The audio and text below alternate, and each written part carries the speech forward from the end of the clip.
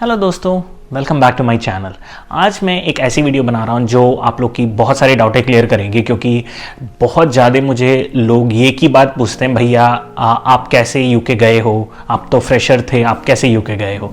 तो रिसेंटली मैंने एक वीडियो भी बनाई थी जब मैं यहाँ पे आया था कि आप कैसे यूके में एक फ्रेशर की तरह आ सकते हो। तो अभी 1 साल हो चुका है और कुछ चेंजेस आए हैं रिक्रूटमेंट में, जो मैं आपको अभी एक्सप्लेन करने जा रहा हूँ। तो प्लीज़ इस वीडियो को एंड तक देखिएगा, जिससे आपको पता चलेगा कि एक फ्रेशर होके आप कैसे यूके में आ सकते हो और क्या क्या नया रिक्रूटमेंट में चेंजेस आया है। तो चलो वीडियो शुरू करते हैं। बोलूँगा कि आपको ये जानना बहुत ज़रूरी है कि आप फ्रेशर हो तो कब तक आप फ्रेशर रहोगे और कब तक, ये ऐसा टाइम पीरियड क्या है जब आपको फ्रेशर उन लोग कंसिडर करेंगे, और अगर उस टाइम पीरियड के बाद से आप अगर जॉब नहीं करते हो तो आपको गैप कंसिडर किया जाएगा। और अगर गैप आपकी आ जाती है आपके ग्रेजुएशन में और आपके अप्लाई करने के पीरियड में अगर एक लंबी गैप है तो आपको इंटरव्यू मिलना बहुत ही ज़्यादा मुश्किल हो जाता है।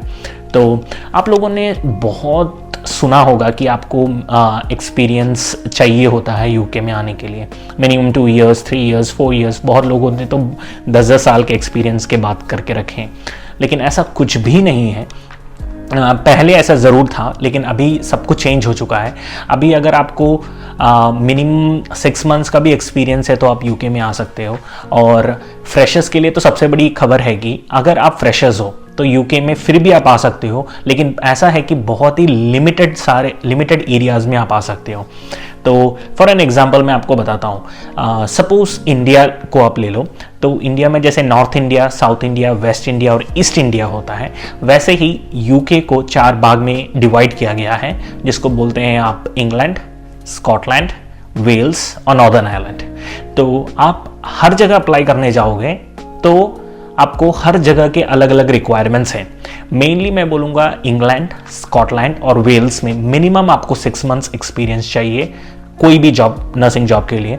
और कोई हॉस्पिटल में, लंदन वगैरह में आपको, अगर इंग्लैंड में अगर आपको जॉब चाहिए तो मिनिमम 1 ईयर एक्सपीरियंस तो कोई हॉस्पिटल ऐसे ही मांगते हैं। और बहुत सारे ट्रस्ट मिनिमम 6 मंथ्स में भी नर्सेस को लेते हैं। तो आप बोलोगे कि तो भैया फिर फ्रेशर्स को कहाँ लिया जाता है? तो नॉर्दर्न आइलैंड एक बहुत ही ब्यूटीफुल प्लेस है। आप नेट में सर्च कर सकते हो कि नॉर्दर्न आइलैंड के बारे में। तो नॉर्दर्न आइलैंड एक ऐसा प्लेस है जहाँ पे आप फ्रेशर होके यहाँ पे आ सकते हो। अगर आप फ्रेशर हो तो प्लीज़ मेक श्योर आप नॉर्दर्न आइलैंड आओ, क्योंकि वही सबसे आसान तरीका है आपको इंडिया से मूव करने का। आपको ज़्यादा देर वेट नहीं करना पड़ेगा। तो मैं बताता हूँ चेंजेस क्या है। फॉर एन एग्जाम्पल, जब मैं इंडिया में था, मैं जब अपना ग्रेजुएशन कंप्लीट किया तो मैं मार्च 2020 में अपना ग्रेजुएशन कंप्लीट किया। तो मार्च 2021 तक, यानी कि ग्रेजुएशन होने के 1 साल बाद तक मैं फ्रेशर ही रहता हूँ। तो सपोज मैंने दिसंबर में अप्लाई किया, दिसंबर 2020 में, मैं फिर भी फ्रेशर ही हूँ, क्योंकि मेरा 1 साल अभी तक कंप्लीट नहीं हुआ है ग्रेजुएशन के बाद। तो मैं तब भी अप्लाई करूंगा तो मुझे कोई एक्सपीरियंस की ज़रूरत नहीं था और मैं डायरेक्टली यूके में नॉर्दर्न आइलैंड में आके जॉब कर सकता था। अगर मैं ओईटी और बाकी सारे एनएमसी रजिस्ट्रेशन को कंप्लीट किया होऊंगा तो मैं ज़रूर यहाँ पे आके काम कर सकता हूँ। तो अभी क्या एक नया चेंजेस आया है, बहुत ही रिसेंटली आया है। ये बहुत ही ज़्यादा लोग को पता भी नहीं है इस चीज़ के बारे में। तो मैंने बहुत सारे एजेंसियों को कांटेक्ट किया और कांटेक्ट करने के बाद मैंने सबसे पता लगाया कि हॉस्पिटल्स में क्या रिक्रूटमेंट का पॉलिसी है। तब मुझे पता चला एक नया रूल आया है। तो यही रूल के बारे में मैं उस दिन व्हाट्सएप ग्रुप में आप लोग को बता रहा था कि मैं इस चेंज के बारे में एक वीडियो बनाऊंगा। तो नया रूल ये है कि अगर आप ग्रेजुएट हुए हो जनवरी 2020 में, फॉर एन एग्जाम्पल, तो आप जुलाई 2020 तक ही आप फ्रेशर रहते हो। जुलाई 2020 के बाद आप फ्रेशर नहीं हो, आपको एक्सपीरियंस चाहिए होगा फिर कहीं पे भी जॉब लगने के लिए। तो अभी क्या है, उन्होंने जो 1 साल का टाइम पीरियड था जिसको हम फ्रेशर्स बोलते थे, मार्च 2020 से मार्च 2021 तक आप फ्रेशर हो, टोटली 1 साल तक आप फ्रेशर हो। लेकिन अभी इन्होंने क्या कर दिया है, उस 1 साल को उन्होंने 6 महीने तक रिड्यूस कर दिया है। तो अगर आप जनवरी 2020 में या जनवरी 2021 में या जनवरी 22 में आप अगर ग्रेजुएट होते हो तो आपके पास जून तक का टाइम है अगर आपको ओईटी क्लियर करके इंटरव्यू अटेम्प्ट करने का। अगर आप जून तक अगर आप ओईटी या आईएलटीएस पास नहीं करते हो और आप इंटरव्यू नहीं दे पाते हो तो फिर आपको मिनिमम 6 मंथ्स की एक्सपीरियंस लेनी ही पड़ेगी कहीं पे भी जॉब अप्लाई करने के लिए। मुझे पता है कि ये बहुत ही एक अच्छा न्यूज़ नहीं है, लेकिन वो उन्होंने यहाँ पे रिक्रूटमेंट को थोड़ा और स्ट्रिक्ट बनाया है, क्योंकि जो बच्चे जल्दी जल्दी पास आउट हो जाएं उन्हीं को वो लेते हैं। अगर आप 1 साल गैप लेते हो तो उनको एक बहुत बड़ी गैप लगती है कि आप ग्रेजुएशन के बाद 1 साल तक कहीं पे आप जॉब क्यों नहीं कर रहे हो, तो वो उनको एक बहुत बड़ा सा डायलेमा लगता है। इसलिए उन्होंने ये रूल बनाया है कि अगर आप ग्रेजुएट हुए हो तो विद इन 6 मंथ्स आप अगर अप्लाई करोगे तो आपको कोई एक्सपीरियंस की ज़रूरत नहीं पड़ेगी, लेकिन अगर आप 6 मंथ्स के बाद अप्लाई करोगे तो आपको मिनिमम 6 मंथ्स की एक्सपीरियंस लेनी पड़ेगी। और मैं बताता हूँ, इंडिया में कोई भी 6 मंथ्स का एक्सपीरियंस सर्टिफिकेट नहीं देता है।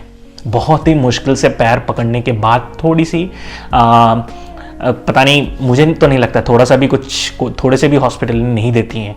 तो आपको फिर अगर 6 महीने के बाद अगर अप्लाई करोगे तो आपको एक्सपीरियंस चाहिए और आपको फिर 1 साल का काम करना पड़ेगा, क्योंकि कोई भी हॉस्पिटल आपको 6 महीने का एक्सपीरियंस नहीं देता है।